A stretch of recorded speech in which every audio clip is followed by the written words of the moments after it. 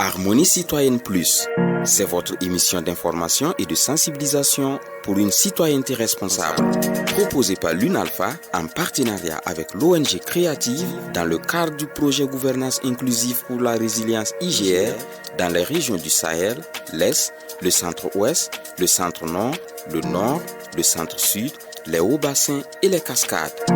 Cette émission ainsi que les informations qu'elle contient sont rendues possibles grâce au soutien du peuple américain par le biais de l'Agence des États-Unis pour le développement international, USAID. Le contenu est de la responsabilité de UNALPHA et ne reflète pas nécessairement les opinions de l'USAID, du gouvernement américain. Restez connectés sur votre radio avec Harmonie Citoyenne Plus.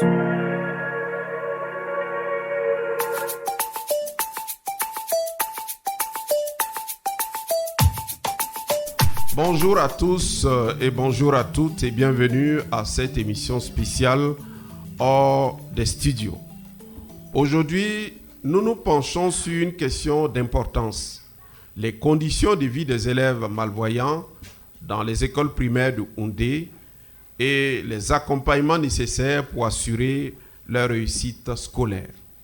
Pour cela, nous nous sommes déportés à l'école primaire publique de Lokihoun, de la circonscription d'éducation de base de Houndé 2, 6 au secteur 4 de Houndé. Une école qui accueille dans leur classe des élèves tant valides que malvoyants.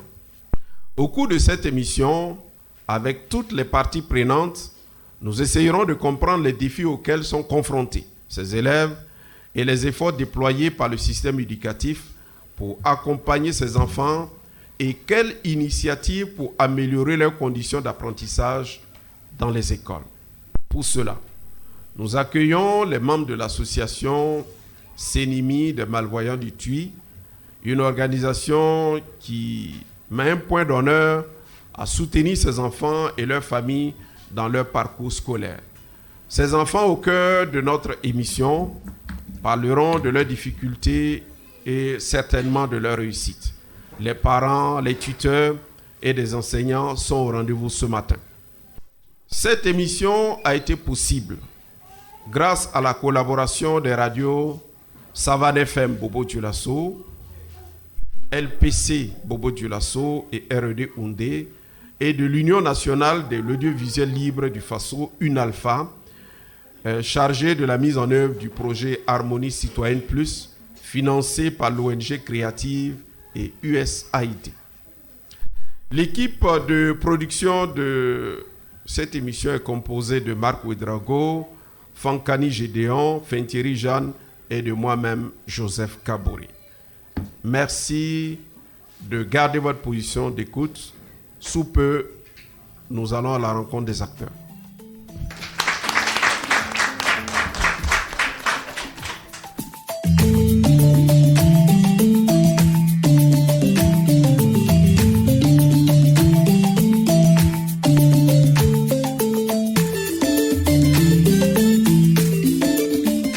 Alors, nous allons connaître nos invités sur le plateau. Nous allons commencer par vous. Est-ce que vous pouvez vous présenter? Monsieur Kassa de Marcel, inspecteur en service à la CEP de Houndé 2. Merci bien, monsieur le directeur. Moi, c'est Ouattara Aruna. Je suis le directeur de l'école de Lokihoun. Moi, c'est Madame Sawadogo Moyenga Adissa, enseignante à Lokihoun dans la classe de CM1. Moi, c'est Madame Yen Pierrette. Je suis la présidente de l'association Sénimi des aveugles et malvoyants du Tuy. Je réponds au nom de Komboyego Dieudonné, chef de service de l'action sociale à la mairie, représentant le président de la délégation spéciale. Okay, merci. Moi, c'est Dakio Marcelin. Je suis le maître de suivi itinérant des enfants handicapés visuels dans la province du Tuy. Merci bien à tous nos invités aujourd'hui pour que nous puissions discuter de ce sujet. Harmonie Citoyenne Plus pour une citoyenneté responsable. Pour commencer, certainement, nous ne pouvons que nous tourner vers le directeur de l'école de Lokihoun. Merci bien. Je reviens sur la présentation. Moi, c'est M. Ouattara Aruna, directeur de l'école de Lokihoun. Alors, j'ai dit que c'est un honneur pour moi d'accueillir cette émission dans mon école qui s'intéresse particulièrement aux enfants en situation de handicap visuel. Il faut noter que cette école, le Lokihun, est une école inclusive qui accueille les enfants dits normaux et les enfants en situation de handicap visuel. Ici, nous accueillons des enfants qui vont passer par la classe d'observation que nous appelons CO et la classe de CP1 spécialisée avant d'intégrer le cycle normal à partir du CP2.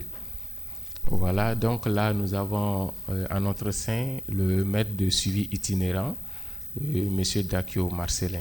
Au jour d'aujourd'hui, on a 10 élèves.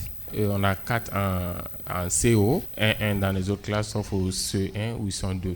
Merci bien, monsieur le directeur. Je vous en prie. Merci pour toutes ces informations. Merci. Nous passons la parole à la SEB, certainement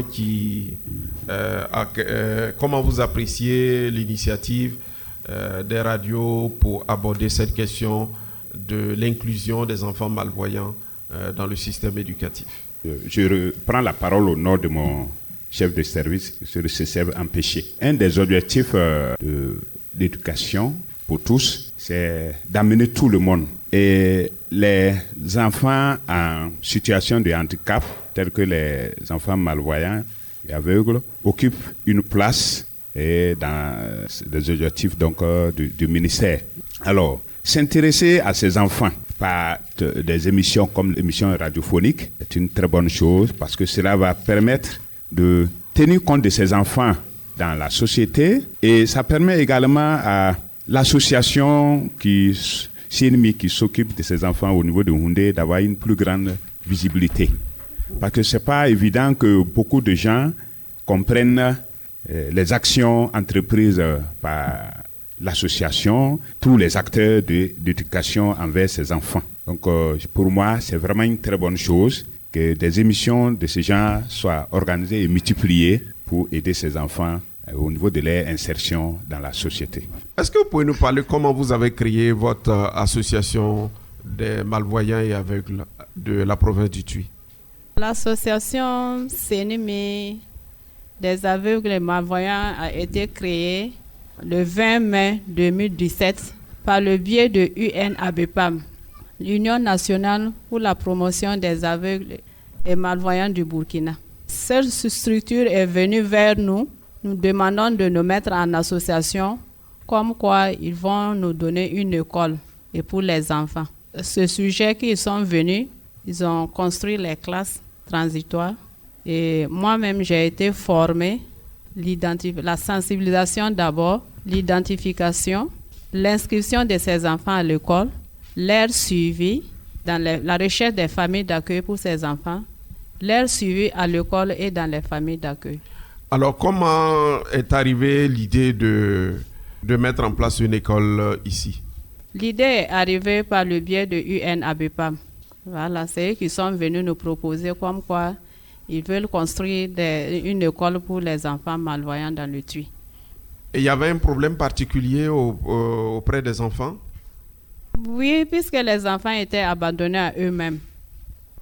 Monsieur Dakio, alors est-ce que vous pouvez nous retracer la genèse de cette idée d'école avec les malvoyants au niveau de Houndé? Merci, vraiment c'est un honneur pour nous vraiment de vous accueillir dans nos murs aujourd'hui pour pouvoir vraiment décliner un peu la situation des enfants handicapés visuels dans la province du Tuy. C'est-à-dire l'association UNABEPAM, depuis Ouagadougou, ils font des sorties terrain. Donc ils ont remarqué qu'au niveau de la province, il y avait assez de cas de malvoyance et des enfants et de non-voyants dans la province du Tuy. Et c'est ça qui les a mobilisés à venir ouvrir une école pour aider ces enfants pour leur insertion socio-professionnelle. Et bon, ils ont d'abord passé par l'association qu'ils ont mis en place. Et de l'association, ils ont ciblé une école pour la construction des classes transitoires. C'est en 2017 qu'ils ont commencé à construire et automatiquement ils ont identifié 2 maîtres qui allaient piloter ces classes transitoires pour aller les former à Ouaga.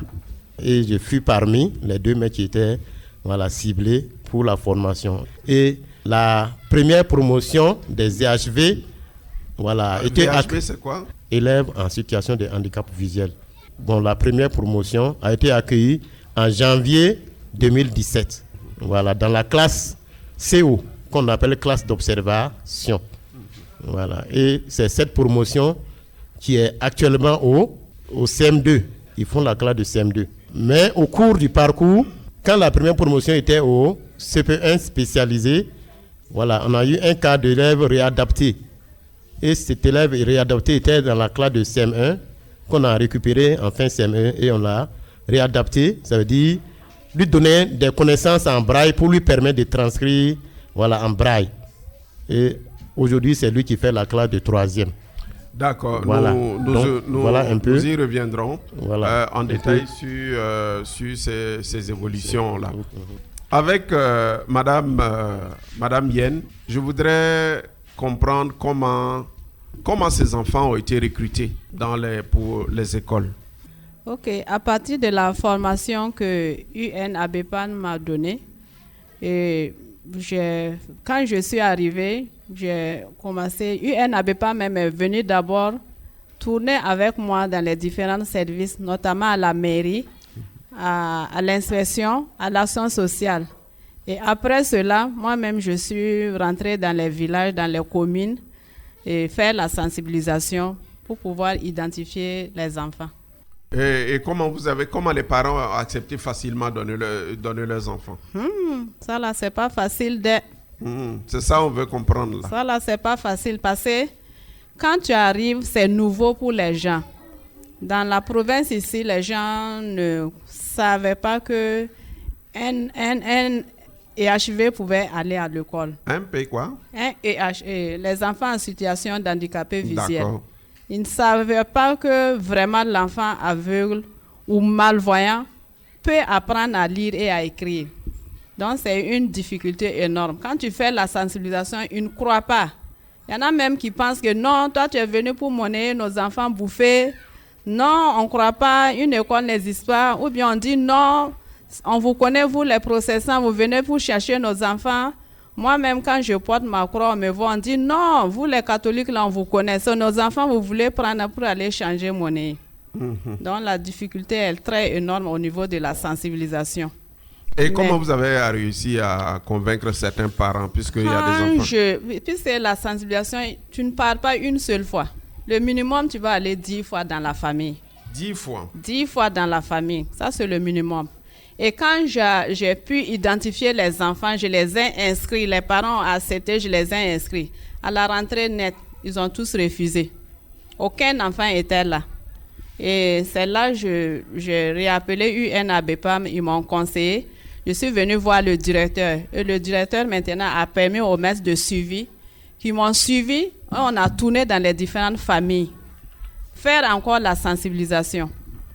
Et c'est à partir de cela, il y en a même, ce n'est même pas limité aux maîtres de suivi. Nous sommes allés appeler l'action sociale qui nous a appuyés encore. En plus de l'action sociale, il y a le service de sensibilisation de UNABEPA même qui est venu pour m'appuyer dans ce sens-là. Et vous avez pu avoir... Et on a pu avancer. En ce moment, maintenant, ils ont accepté. La première promotion est venue. La première promotion a démarré avec combien d'enfants? Avec 5 enfants. Alors, je vais demander à M. Dakio, alors comment ces enfants-là, quand ils quittent leurs différentes localités, comment ça se passe? Ils sont logés à l'école, ils sont dans quelles conditions, comment, ou bien un projet qui s'occupe des enfants, bon, tout ça, comment ça se passe? Ok, bien, merci. Ces enfants qui viennent d'ailleurs, qui ne sont pas de Houndé, quand ils viennent ici, on identifie une famille d'accueil, qui accepte, prendre l'enfant, le garder, et pour qu'il puisse venir suivre les enseignements. Donc, chaque élève handicapé visuel qui n'est pas de Houndé est accueilli dans une famille d'accueil. Et je félicite la monitrice au passage. À son début, elle a accepté de prendre au moins sous son toit 5 enfants handicapés visuels. La présidente de 5 enfants. 5 enfants handicapés visuels. Parce que ce n'était pas aussi simple d'avoir les familles d'accueil. Sauf ceux qui sont des Houndés, et ils peuvent rester dans leur famille biologique s'ils ne sont pas loin de l'école. Donc, on les garde dans leur famille biologique et après, bon, voilà, s'ils sont loin de l'école, c'est en ce moment on peut voir s'il y a possibilité d'avoir une famille proche de l'école comme famille d'accueil. Madame, pourquoi c'est très difficile d'avoir des familles d'accueil pour les enfants? Bon, en fait, c'était du nouveau pour la population. Il y en a même, ils me disent, non, moi, je ne peux pas recevoir un malade chez moi. Moi, mes enfants ne veulent pas des enfants en situation d'handicapé visuel. Moi, ma maison n'est pas grande. Moi, c'est des tas de trucs comme ça que les gens disent. On trouve des raisons. On trouve des raisons comme ça pour me dire. Mais pourquoi il y a certains qui ont accepté de recevoir les enfants? En tout cas, ceux qui ont accepté volontairement, et ils ont voulu vraiment aider ces enfants pour qu'ils puissent fréquenter. Mais est-ce que c'est facile? C'est aussi... Ce n'est pas facile. Ce n'est pas du tout facile. Parce que ces enfants-là, ils sont trop surprotégés par les parents. Trop surprotégés, ça veut dire quoi? Ça veut dire que c'est les enfants, bon... Un peu gâtés par les parents. Voilà, on ne les force pas, on ne les apprend pas à faire quelque chose. Donc, quand ils arrivent ici dans les familles d'accueil, tu vois le matin, tu vas dire à l'enfant de se lever et puis de laver seulement son visage là. C'est tout un problème. Pour l'enfant même, il trouve que c'est difficile de lui dire. C'est difficile de lui dire. Puis c'est chez lui, il ne faisait pas ça. Et il arrive ici, on lui dit de faire ça. Il voit que c'est du nouveau. D'accord. Oui, M. Dakio. Voilà, je voulais rebondir sur la surprotection dont elle parle.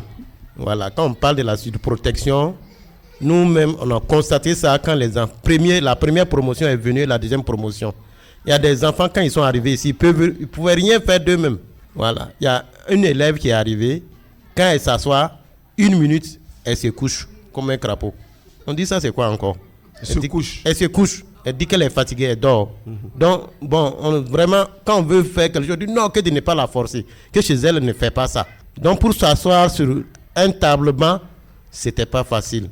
Donc, avec le sport, avec les activités de mobilité, peu à peu, on l'a amené à pouvoir s'adapter. Et quand l'enfant est reparti en famille pendant les vacances, les parents étaient ébahis. Ils ont même appelé la monitrice pour la féliciter. Qu'est-ce qu'elle a pu faire à leur enfant et que leur enfant court dans tous les sens et que leur enfant arrive à se déplacer. Que chez eux, ce n'était pas comme ça. Que chaque fois, quand elle se levait, elle s'asseyait en tout cas dans le même ombre là, toute la journée. Et la nourriture venait la trouver là-bas. Elle faisait ses besoins là-bas. Bon, tu vois, donc ce n'était pas facile. Il y a une aussi, quand elle est arrivée, quand on l'a dit de courir, elle ne connaît pas ce que veut dire courir. Courir, elle ne sait pas. Elle ne sait pas. Donc quand on dit de courir, là, elle sautille. Donc vous voyez, donc ça veut dire que l'enfant n'est même pas forcé un peu en famille. On dit que c'est comme c'est un handicapé, il faut le laisser, il faut apporter tout le donner. Vous voyez ce que les parents font comme erreur. Alors que c'est un enfant qu'il faut vraiment, c'est-à-dire l'aider à être autonome dans la vie, parce qu'on ne sait jamais. Le jour où les parents ne seront pas là, qui vraiment va le prendre en charge. On ne pourra pas tout faire pour lui. Voilà, il faut que ces enfants-là soient aidés pour leur autonomie. Comment est-ce que la commune de Houndé a suivi le processus de mise en place de ces écoles et de l'inclusion de ces enfants dans les classes? Ok, merci bien. Avant tout propos, je voudrais saluer au nom du président de la délégation spéciale qui aurait bien voulu être présent pour cette émission, mais pour des conflits d'agenda, voilà, il n'est pas avec nous. Voilà, ceci dit, faut savoir que le système éducatif est bien suivi au niveau donc de la commune, voilà, parce que aujourd'hui avec donc le transfert des ressources, nous travaillons en étroite collaboration avec donc les responsables de l'éducation. Ce qui se fait à chaque instant, c'est remonter au niveau donc de la commune à travers donc les premiers responsables. Donc dire que bon, on n'a pas suivi le début, on ne pourrait peut-être pas rentrer dans les détails comme les premiers acteurs le font, mais en tout cas, on est toujours informé. Voilà. Est-ce que la commune a connaissance des différentes difficultés que vivent l'école liées à l'encadrement, liées à la vie des enfants? On pourrait dire oui, parce que comme je le disais, avant chaque montée du budget, il y a les expressions des besoins que nous recueillons, donc avec donc les responsables de l'éducation, voilà, soit à travers donc les CICEB ou les directeurs d'école même qui peuvent, voilà, individuellement prendre attache avec nous. Et c'est sur cette base-là que chaque année, nous essayons d'accompagner les différents établissements donc pour satisfaire les différents besoins. Donc l'école de Lekuyun qui accueille particulièrement les enfants en situation de handicap visuel, les difficultés nous sont presque chaque fois en tout cas rapportées. Harmonie citoyenne plus pour une citoyenneté responsable. Alors nous allons voir quelles sont les difficultés que rencontre... Je vais parler avec monsieur Poda Narcisse. Ibn Afouanye, Mukama Isona Kaeka di à Nana école là. Bon, mais ko sonné ya dini. Pour que aka sini akana sere. Neti se ka fo ko amangwele aka gwele me ifin lo. Iti se ka taka di moroma ala ka gwele italo ala lo ya dima. Madame la Présidente. Mi fɛ ka dɔɔni fara Nasis ka den na. An n'u taara sɔrɔ den nin tun bɛ ekɔli la. Mais a ka ɲɛ kama o tun y'a bɔ k'a to yen. Donc a tun ti kalan kɛra tuguni. An n'u y'a ta ka na n'a ye an fɛ yan yɔrɔ la. Donc ne bɛ se k'a fɔ ko yɛlɛmani donna la parce que ekɔli nin kama a sera den nin fana sera ka to ka kalan kɛ comme a toɲɔgɔn. N'o tɛ ni ekɔli nin tun tɛ yen a ka ɲɛ kama yatuma se a tora lu kɔnɔ. A tun ti na kalan sɔrɔ k'a kɛ. Nous avons parlé avec un parent, M. Poda Narcisse, qui dit qu'il a accepté d'amener son enfant à l'école pour améliorer ses conditions de vie. Il est le père de l'enfant, même si la gestion est difficile, il ne peut pas confier la responsabilité de son enfant à quelqu'un. La présidente a dit que l'enfant était à l'école, mais pour des questions de vue, l'enfant n'allait plus à l'école et ils ont permis à l'enfant de revenir à l'école avec ses camarades en classe. Pour son bien. Ton nangomane à Madame Sino. Madame Sino, yam bige manda quelle classe? Rotanase. Rotanase. La mana on la yam sakan qui si bige te optal la wa école la. Barakuso. Sidam da kin sam biga karba sur école lo.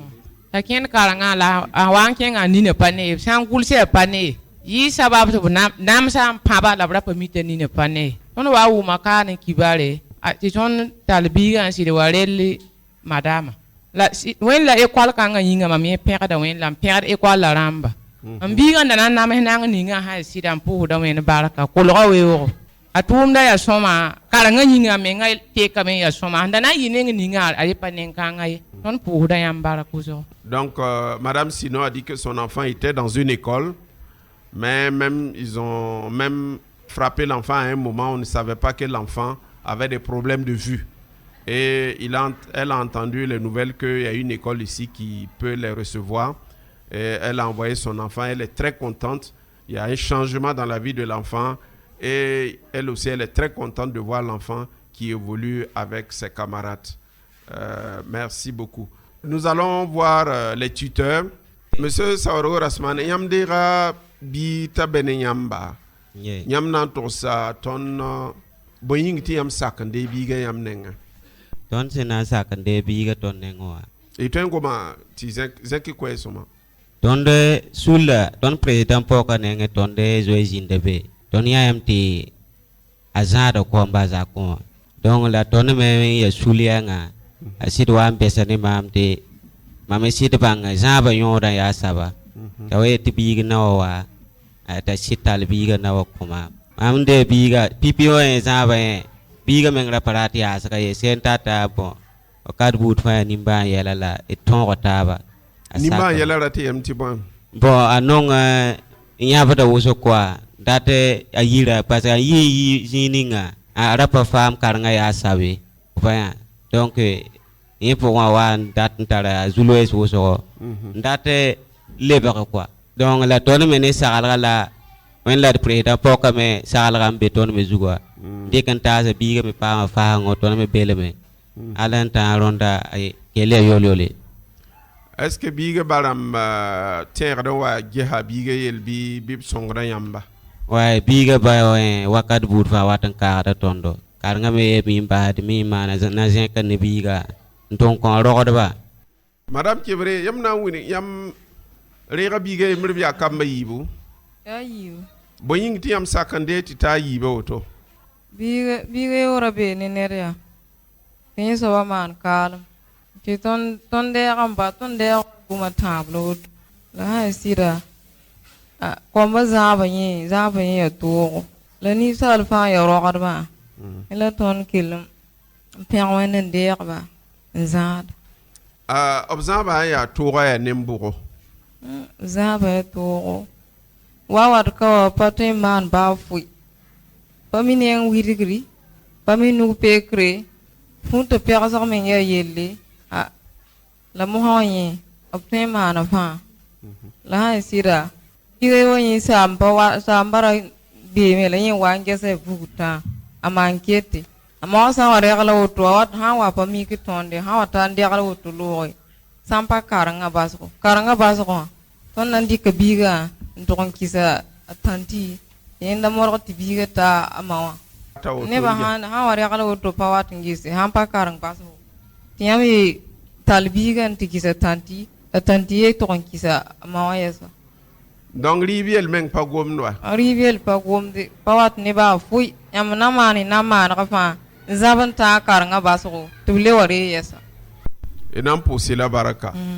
Alors les parents que nous avons écoutés, il y a eu d'abord monsieur Sawadogo Rasmane qui a dit qu'il a accepté prendre un enfant parce que la présidente l'a conseillé, l'a vraiment beaucoup encouragé et il a fait avec plaisir. Quant à Madame Kiebre, elle nous dit qu'elle reçoit 2 enfants. Le deuxième enfant, c'est qu'il y a un tuteur qui est décédé. Elle, on l'a sollicité pour prendre le deuxième enfant. Mais elle dit que ce n'est pas du tout facile. Il y a des parents qui viennent juste déposer l'enfant et repartir. Et même pour que l'enfant reparte chez elle, souvent ils amènent l'enfant chez la présidente qui va tout faire pour acheminer l'enfant. On ne parle pas des soins de l'enfant, on ne parle pas de repas. Et les enfants aussi, à leur arrivée, ne savaient même pas juste même laver les mains, ni laver le visage. C'est vrai que c'est ça à améliorer, mais les conditions de vie sont difficiles. Nous allons venir sur la table maintenant.